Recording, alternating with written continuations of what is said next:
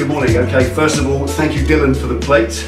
I really appreciate that. I love the letter. I appreciate that. I thought I was the only person who did that kind of thing when I was 16. Clearly not. So there we are. Thank you, sir. Much appreciated. Looks great on the wall. Don't you think? Okay, welcome everybody. Now, I'm not going to call this part anything of the Hayabusa build because this is not to do with the Hayabusa itself or any particular project today. I'm expanding my skills. This is a new beginning for me, a new start, a fresh thing, a whole new skill set that I want to embark upon. Now, I trailed it in the last video. I said that I've bought myself an English wheel for the first time. Now, an English wheel is a tool for metal sheet bending or sheet metal bending.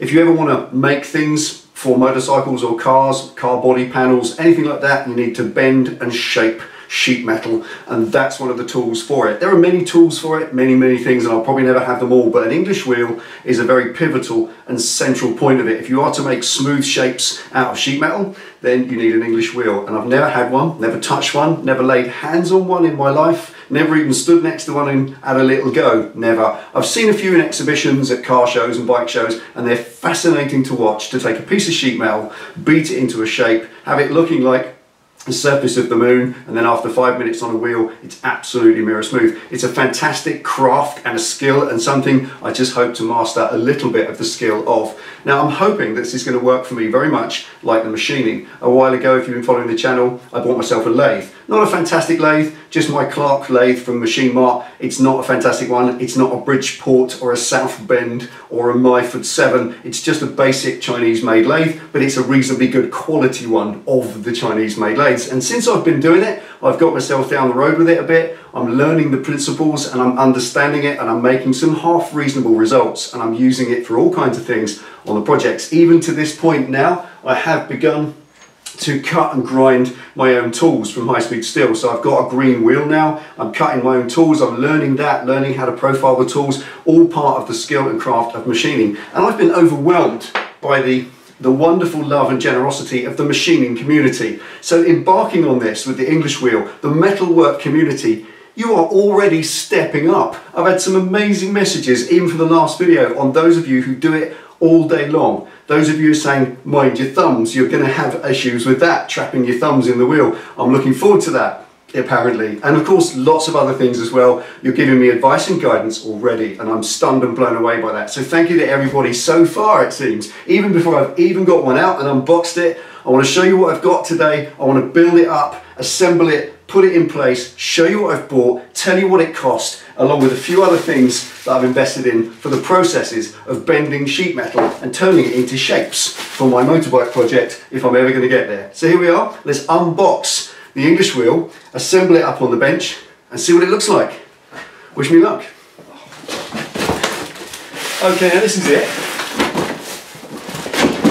No, it's not from IKEA, but it is flat packed. Now it comes disassembled, and as you can see, it's not a big item. It is a bench top one. It works with a big hefty vise, and that's how you use it. Obviously, as you can see, most of the English wheels you ever see are girt big things that are bigger than the operator, and they stand in their own little space in a given workspace. So, but for me, I don't have that. Look around me. I haven't got room to throw a pencil in here without it hitting something. So I needed one that's portable, that stacks away on the wall and goes in the bench, and I can use it when I need it, because I'm not going to need it as often as I need everything else. Everything in here I use occasionally as I'm learning the general skill set of metalworking and machining, but this was the best option for me. Now I know it's not going to be to everybody's taste. I think an English wheel that's of any standard will be a great big huge thing, and it will do a fantastic job. This probably isn't, and this might meet with some criticism, but it's not just the space and the issue of where to put it, it was the price as well. This was affordable, and the proper ones that you stand at like a big thing, they were 10 times the price of this.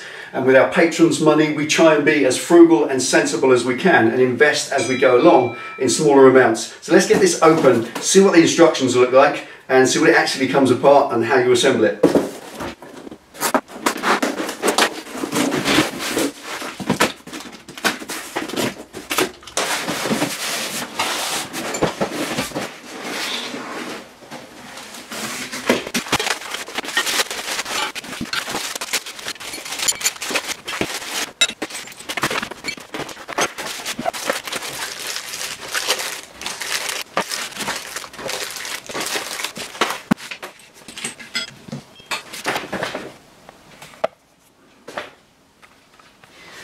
Okay, there it is. Metz English wheel. That's what I've bought, one of those. Metz English wheel, small English wheel. As you can see, there's no stand for it or big base that it goes on. It mounts literally either in your vise, or there are these brackets to bolt it to your bench top, or another stand of some kind. So there it is in its entirety. That's what you get for your money. The money being, I spent a total of £269. £269 was the total spend on this little project. And out of that 269, 187 was this. This is it, £187 from a random seller on eBay, not a particular company or a big firm or anything like Sealy or Machine Mart or anything like that. It was just a random eBay seller, and I found about 5 different people selling them. Also, interestingly enough, nothing like this seemed to be available from the likes of Sealy or Machine Mart. They don't sell these at all. That's why I had to go to a random seller. Very happy to do so because I'm very happy with what's turned up. So the first thing I'm going to do, now it's here, 187 quid's worth, I'm going to make sure it's put together properly. Now you get a set of instructions. Clearly the people at Metz want you to know this information. That's why they give it to you. So I'm going to read through this. What have we got? 6 pages in all. We've got 2 pages of safety warnings and precautions. Very important. Going to go through those with a fine-tooth comb, make sure that's all safe. Assembly and operation, that page there, split in 2, half of it assembly instructions, 7 steps to assemble it. Doesn't sound too hard, does it? And operating instructions, 7 more steps. So there it is, basically, you know, wear gloves, wear eye protection, the usual stuff. So I'm going to read all that as well. And the most important bit on the back, I've got a parts list. It's very important if you're going to buy something flat pack, I always think, to make sure you've got everything you bought and ordered. And here it all is, I hope all of it. And I'm going to make sure with that parts list that it is, because it gives you a number and a quantity of, and on the back there's a schematic diagram so I can actually cross-check it on the pictures as well to make sure that all the parts in here are bought and paid for in with the price and there's nothing missing. So that's it. I'm going to do that off camera. It's not that interesting reading instructions and checking things, and I'll come back in a minute when I'm ready to start assembling it. Right, number 1, assembly. Number 2. Check out this warning in the instructions. It says, very seriously, it says, it must be understood by the operator that common sense and caution are factors which cannot be built into this product. They must be supplied by the operator. Okay. Right, that covers reading through the instructions. There's nothing in there that is a revelation. Everything is common sense, and even the bit I must supply myself, so it tells me. And everything is present and correct, so that looks good. Right, so I'm now going to go systematically through these 7 assembly instructions one by one, because that is just the easiest way to do it.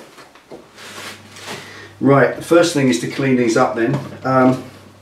All of these anvils, they all got bearings in the middle. The normal way that you would get this waxy, crusty, protective stuff off is to just soak them in some thinners for about 5 minutes and it all just wipes off. But you can't do that because they've got bearings in the middle. They're sealed bearings, and obviously if the thinner's got inside those bearings, it will melt all the grease out of them and bugger them up. So it's just going to be a case of wiping it off carefully with some acetone. Hopefully that will clean them up.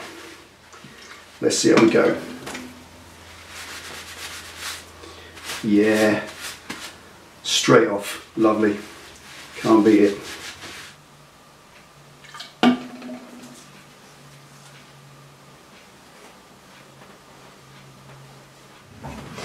Right, this stuff that's on here is best described as a varnish, a very thin layer of varnish that's dried completely like a crust.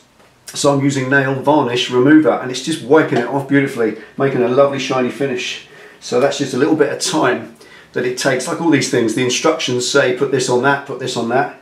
But before I do any of that, I always take the time with all these parts that have been in transit, potentially for a year or more, or even longer, just clean them up, get all the delivery residues off. I had exactly the same with my lathe. That was covered in this stuff, and it just took thinners and nail varnish remover, and it just wipes off nice and clean, and you replace it quite obviously with a layer of thin oil just to keep them nice. But with these, I might give them a polish at the same time so they're absolutely perfect.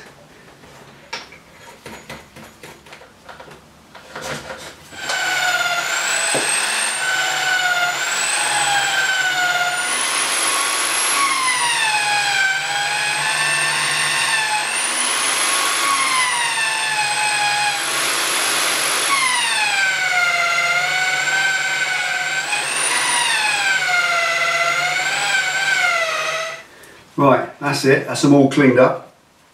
That's all the wheels and anvils cleaned up and removed of their delivery residue. That stuff's quite solid. You really don't want to get it off with any form of abrasive because you'll obviously mar up the surface. It's all under there, absolutely mirror perfect, and that stuff gets chipped and marked in transit, which I guess is its job, to take the hits and the marks it might get being rattled around in this box, tacking against each other, and obviously they are now flawless, all cleaned up. Just needs an acetone or some thinners or something, wipe them off, give them a buff on the polisher, a little bit of a microfiber cloth there.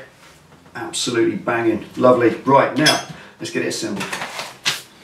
Okay, first thing to put it in the vise. You don't have to put it in a vise. I'm going to mount mine that way, but you can, if you choose, use these brackets they supply. They bolt onto the frame there and there, and then you can bolt them down to your bench or to a separate free standalone post if you prefer, but that for me is going to go in the vise. Now with mine, I'm confident that this is the right way forward because I have this big record number 5 solid vise, weighs 70 pounds and it's bolted solidly to the bench. So if you've got something beef like that, then that's all you need for this. That will perfectly sit in there. Mount it nice and straight, there it is. And there we go. And the only reason I put a nice cloth in the way for now, a little bit of microfiber, is to protect my brand new powder coat. I don't want to scratch it yet. Right, the next thing to do, or the first thing to do once it's all mounted, is to mount the top die. That's the big wheel that goes in the top there.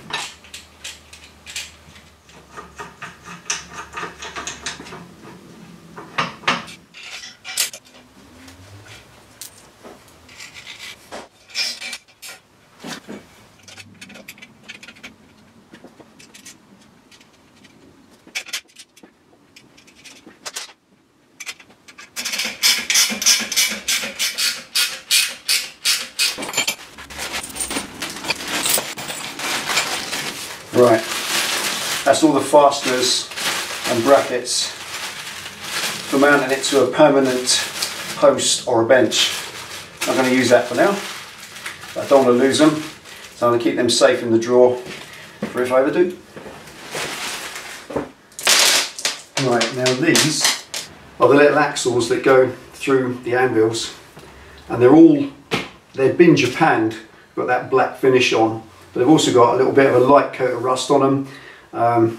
Japanning's never a brilliant finish for rust proofing. It's not permanent and it can rust quite easily. And these have all got just a little bit of surface rust on.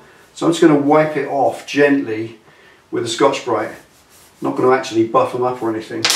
Just take off the dry rust powder, clean them up, and then I'll re-oil them with some slideway oil so that they're going to stay nice and slippy and rust free going forward.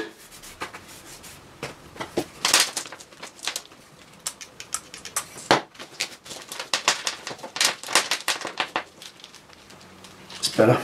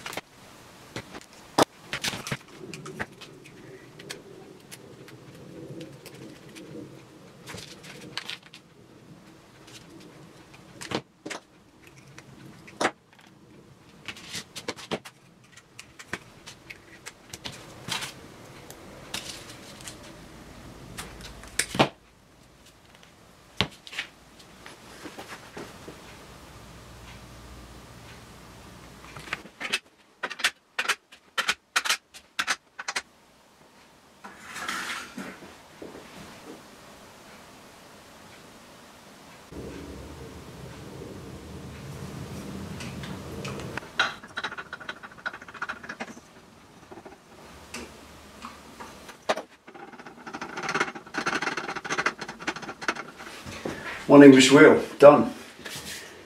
Now at this point you're on your own, because the operation instructions underneath are extremely simple and straightforward. It simply tells you how to turn the screw at the bottom, which brings up the anvil holder. It tells you to start with, pick an anvil from the rack, drop it into the anvil holder. Obviously you pick whichever one has the curvature you want. If you're trying to make a real tight curve in a piece of metal, then you've got a real tight curved anvil for that purpose. If on the other hand you're trying to make a very shallow curve, then you've got them that are almost square.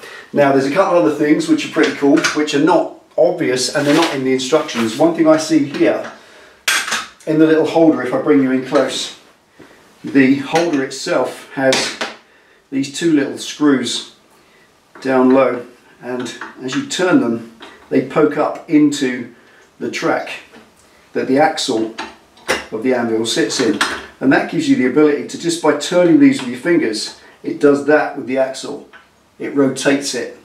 And I guess that's important from what I'm reading, to parallel the joint between the anvil and the top wheel. So best example being, as you can see here, is bias one side, 2 pinch there, 2 loose there. So that gives you the ability to lower that down, drop it out of the way by fine tuning those screws, so that when you come back up you can make sure that you get the anvil absolutely square to the top wheel. Lock that in place. The holder that holds the anvil, rock solid with the machine, doesn't move anywhere, so that's solid. So that anvil then will be absolutely reliable and stay in line. Okay, there we are. That's it, all assembled. That's the instructions eaten and inwardly digested. From this point on I'm on my own. Now I ordered a whole heap of stuff to get all this underway. This was the main thing. Like I said, let's go back to the prices. That was £187 for what you see there, to get that going, ready to use. The total order was just over 350 in all. And the reason for that was other stuff that I bought. So I'm going to show you quickly what the other things were that I bought and invested in, all to do with this and making sheet metal in different shapes with this, because it's not that alone, you need other things to go with it. So I'll show you what else I bought. Some of it arrived, some of it didn't. You know what it's like with deliveries. I'll show you what at least I did get. So to go with this, I also bought myself a couple of sandbags and a couple of bossing mallets. Now if you've never seen these before, you've probably seen them around and wonder what they maybe are. That's a bossing mallet or bossing hammer used for beating sheet metal into shape. It's got a curved head and it's soft material so it doesn't mark the sheet metal, and you use a sandbag and you basically pound the metal into shape with the hammer. Now I've got a small and a large. There's one in between and there's one even larger than that, and I think there's a smaller one, it depends. That's a jewellery one that's smaller. Now these are Thor brand. Have you ever seen Thor hammers? I think Thor hammers are well known enough, aren't they? So I got two of those, two Thor bossing mallets, happy way. And I got this small 6-inch sandbag which contains silver sand, which was about £7. And this, now this is rather special. I wanted a sandbag that's going to last me a lifetime. So I found a company that makes them to order about 10 miles from here, and they guarantee to make them from 2mm thick leather, which is super solid, the finest grain leather they can. Obviously you can appreciate it's made kind of pelt side out, so it's not shiny, it's kind of like a suede effect, and it's, as you can see, quadruple stitched, and you've got this connection at the top there which is screws and a little leather mouth to fill it. Now obviously many of the bags that you see, this one, obviously when you buy a sandbag they generally come unfilled, and that's what's the case with this one. This cost a grand sum of £34.95, so 35 quid for that, which I think was a good value. It's super thick, if you could feel it, it's heavy, even empty. And what I've seen on many of the sandbags is they have a piece of Velcro here that shuts them. And as you're pounding away on the bag, eventually that Velcro can fail, it can just get weak and floppy, and this sand is leaking out the whole time.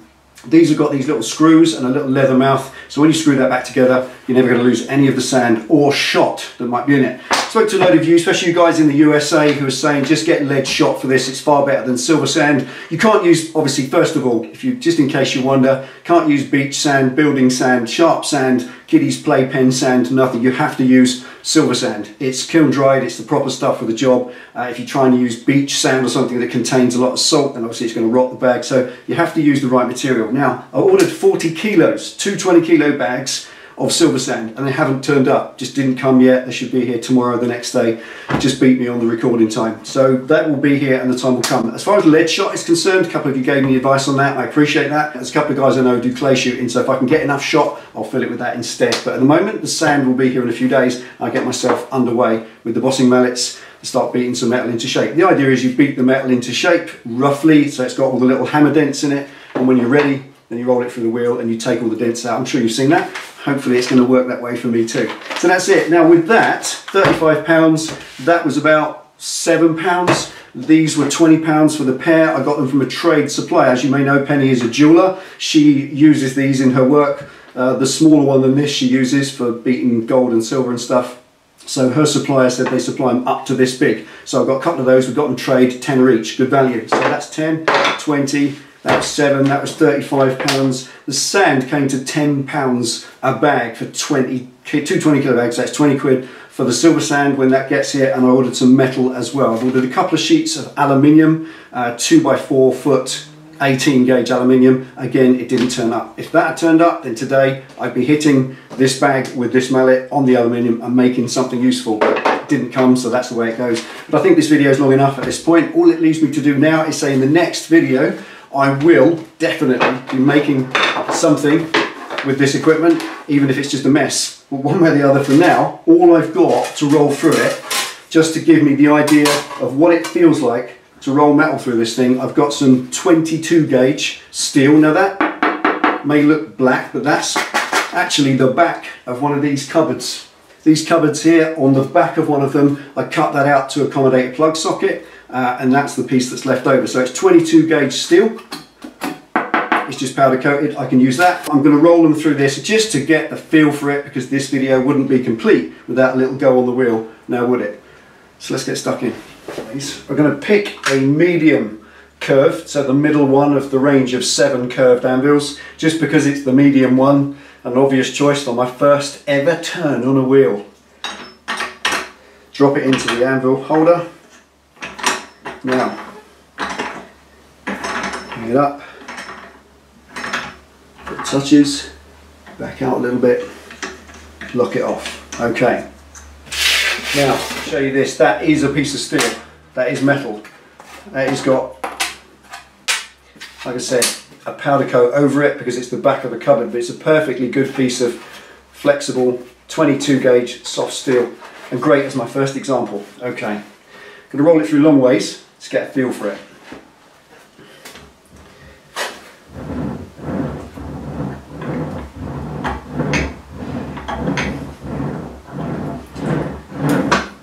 So the first thing you notice immediately is the weight of the wheel. As you push the metal through, it kind of wants to go on its own. There's inertia. I didn't honestly gauge on that. As soon as I kind of envisaged how this would feel, that it would be a force through one way and stop, and a force through the other, but not at all. As you push it through, it kind of gets the weight of this big heavy steel wheel, it gets its own inertia. So that you're pulling back on it. So it's actually quite a lovely fluid feel. Never expected that. Let's carry on.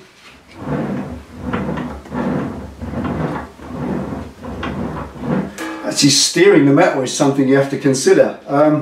If you can't pull the metal straight. If you're rolling it through, there's nothing that gives whatsoever. If you try and force the metal to the right or to the left, wherever it might be, if you try and force it that way to straighten it or centralize it in the wheel, it doesn't want to know. It stays where it is. If you turn it any way, it dangs off over that way. So that's why, now I understand, you can trap your thumbs in it. It seems a lot easier than it looks.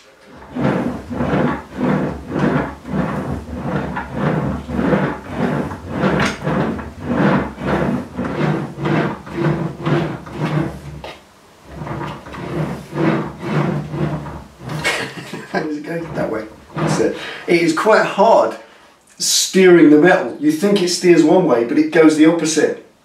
Wonderful.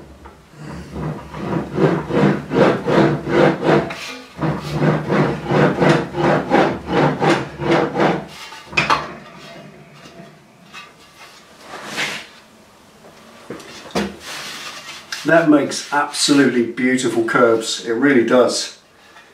I've got a plan. I'm going to see if I can make a mudguard curve. So curve it that way as much as possible and then see if I can put an ellipse in the curved piece. Don't know, see if that works, even without hitting it with a hammer.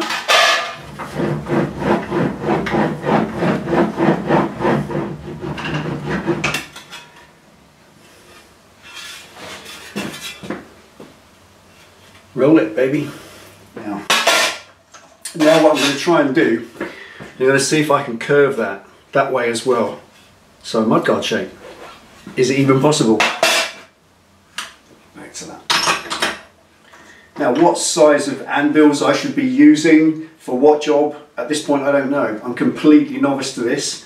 I'm just kind of making it up as I go along on a piece of scrap metal. I think that's the way we all learn, isn't it? Let's try again. Now this time, I'm going to try and roll it. So pulling down on each side and rolling it through to see if I can put a curve in it that way at the same time.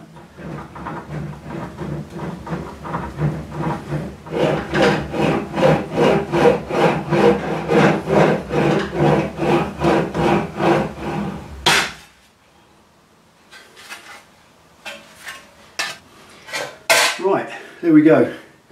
First ever piece of steel or metal wheeled in an English wheel. There it is. Now it all seems to go according to logical plan. I was a little bit surprised at the inertia or kinetic energy of this wheel because it's so heavy, big thick solid piece of steel. Look at it, it just keeps going.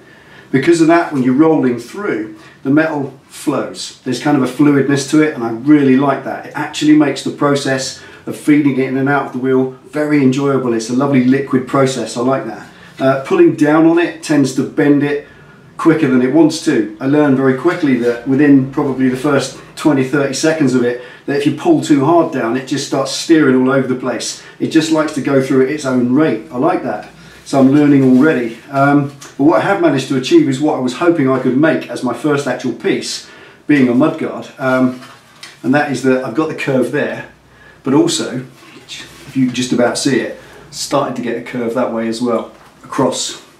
Now, I've learned quite quickly that if you put all that curve in, then that is so strong, you're not going to get that curve in its second. So probably in the next time I try this, better with a piece of annealed aluminium that's nice and soft, if I roll the curve that way, so roll it through and get the curve in the length first, then turn it sideways and roll it through as a curved length and then try and roll the sides round as I go. That seems to be probably an easier way to do it, but look, it's possible, I can do it. And that's without hitting it at all with a hammer in any way. So there's so much scope here to improve. I love it. I love it when I do something for the first time.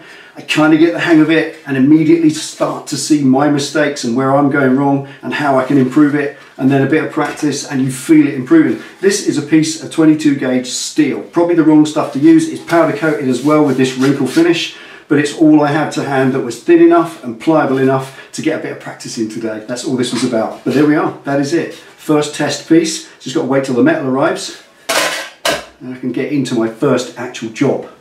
Mudguard for Penny's Triumph. Let's put it away. Right, there we are, okay. English wheel, day one, the first ever project, little piece of scrap metal. As I said, it's a springy piece of steel with powder coating on it. Absolutely the wrong thing to use, but so desperate to have a little go at it, and so glad I did. Learned new things, just the feel of it that I didn't reckon on, I didn't think it would feel that way. It's lovely to learn that, to experience it for the first time. At my age, to be experiencing new things like this, day one straight away. Absolutely love it. Also note that it's darn hard work. It really is. You get proper hot doing it. One of you said don't do it for 8 hours because your arms will fall off. I can totally understand that. I've been doing it for an hour and a half just to get that shape, just for experimenting with different things, and I see what you mean. You need a fan on you need the door open, and it really is a proper workout, and absolutely, I love that. Now when the sand comes, I can feel the sandbag and start bashing stuff into shape. When the aluminium comes, I can anneal it with the blowtorch. I'll show you a little trick with that. There's a couple of ways to anneal aluminium. Makes it nice and soft like butter, so you can bash it roughly into shape, re-anneal it so it's soft, and then pop it in the wheel and get that lovely smooth finish. So my first piece, my first project, I promised Penny this is my first job, will be for her bike to try and make a mudguard, an aluminium bare aluminium mudguard for a Triumph, which is a very traditional thing. I can bolt that on there and hopefully say it will forever be my first ever English wheel piece. So there we are. Thank you Metz for making a product that us numpties can buy and cut our teeth on. It doesn't have to cost 2 grand. 185 quid, you can buy them yourself. I don't have a supplier for it, it was a random seller on eBay. Have a look on eBay yourself, just search Metz English wheel. They're all available, they're pretty common and easy to find. The sandbags, again, just look around, get something that's got this little stitched leather mouth with the screws so that the Velcro doesn't pop open. To get whatever you want, and of course the lead shot. I'm going to be looking into that, see if I can get some lead shot in sufficient quantity to fill my bag up. So there we go, that is it for today. Thank you for watching. Thank you to the Patron family for making this possible. Without you, this wouldn't be here and I wouldn't be embarking on this new fantastic journey. So there we are, thank you to all of you for watching. Take it easy, ride safe. See you in the next one for a proper little project and try and make something. See you next time.